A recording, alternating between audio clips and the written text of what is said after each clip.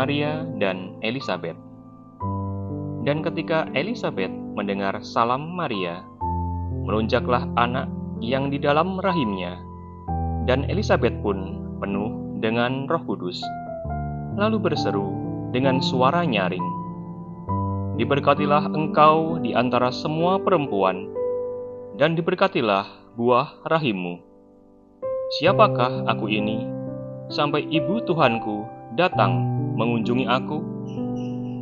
Sebab sesungguhnya, ketika salammu sampai kepada telingaku, anak yang ada di rahimku melonjak kegirangan. Dan berbahagialah ia yang telah percaya, sebab apa yang dikatakan kepadanya dari Tuhan akan terlaksana."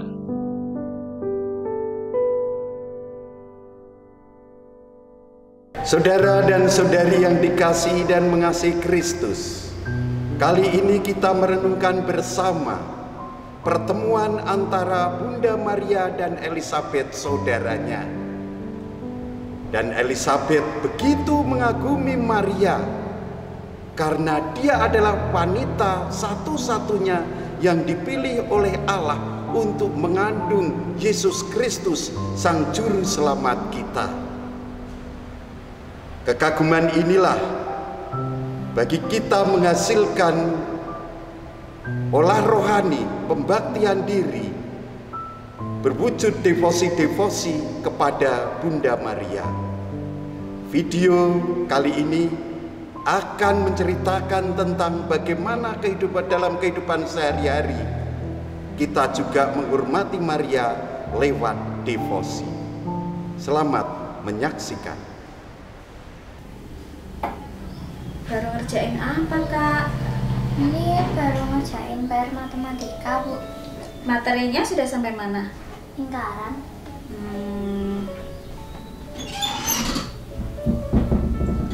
Kakak baru ngerjakan tugas ya, Kak? Iya.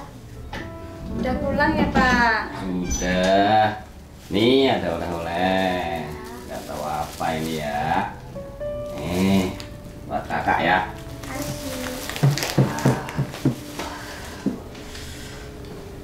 Gimana pertemuan kaliannya tadi? Lancar, Pak?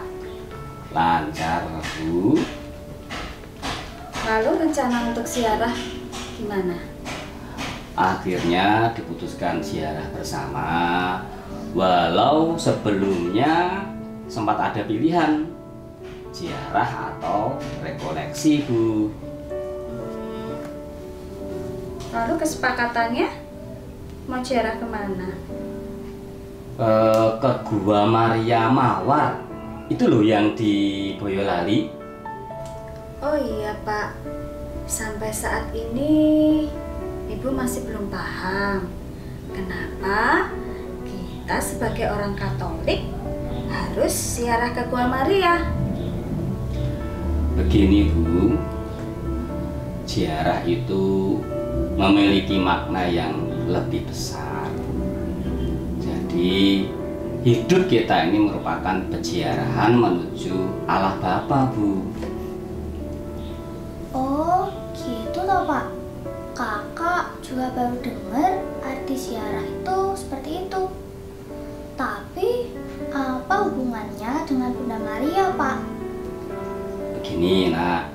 Tuhan dalam rangka menebus dosa, menyelamatkan manusia, karya keselamatan itu dilakukan dengan cara datang ke dunia, menjadi manusia, kemudian menderita, sengsara, disalibkan, wafat, dan bangkit, Kak.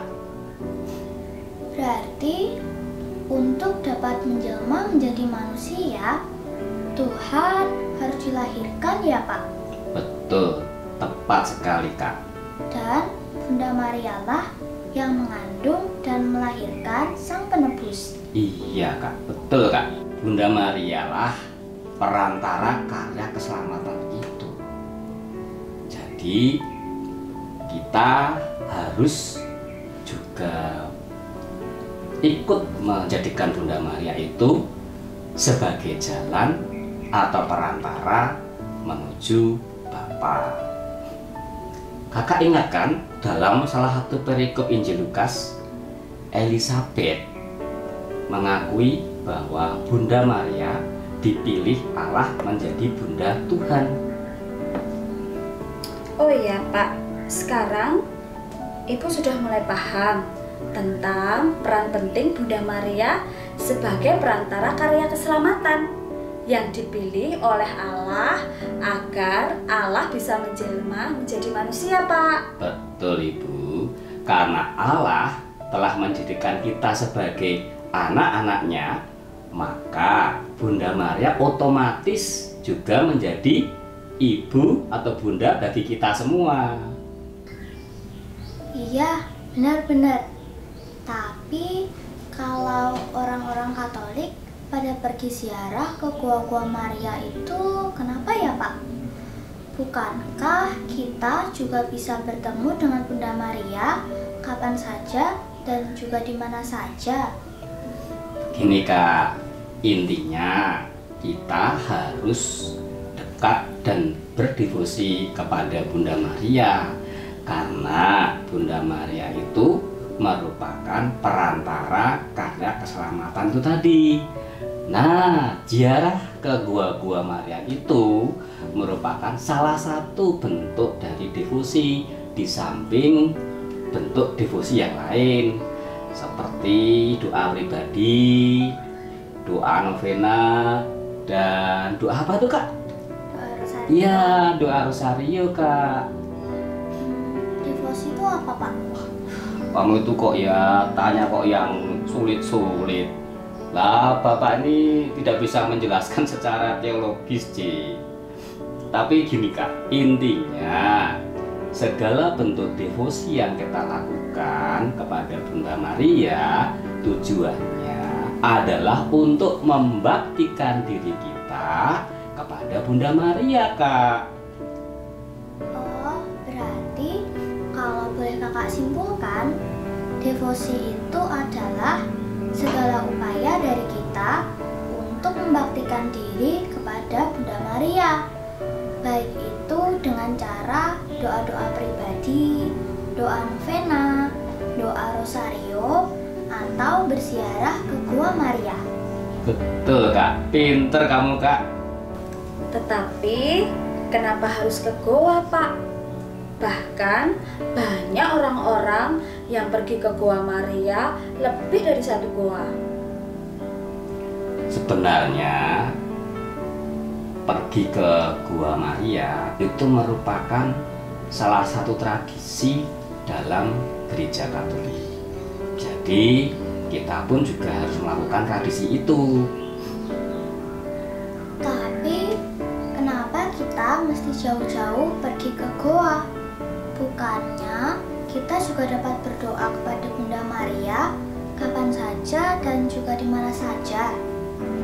Begini Kak, kita juga harus melakukan tradisi yang ada dalam gereja Katolik. Di samping itu, pergi jauh-jauh ke Gua Maria itu merupakan niat untuk melakukan devosi. Ya, kita tunjukkan usahalah dalam berdevosi. Iya ya, sekarang kakak sudah mulai paham. Oh iya, Pak. Kenapa di Gua Maria itu selalu ada jalan salibnya? Dan banyak yang berziarah ke Gua Maria itu selalu melaksanakan jalan salib. Ya jelas toh Bu, pergi ke Gua Maria itu untuk melakukan devosi harus kita tempatkan dalam makna yang lebih besar, yaitu dalam kerangka karya keselamatan Tuhan. Karya keselamatan Tuhan yang dilakukan oleh Tuhan Yesus itu puncaknya adalah sengsara dan wafat di kayu salib. Itulah sebetulnya.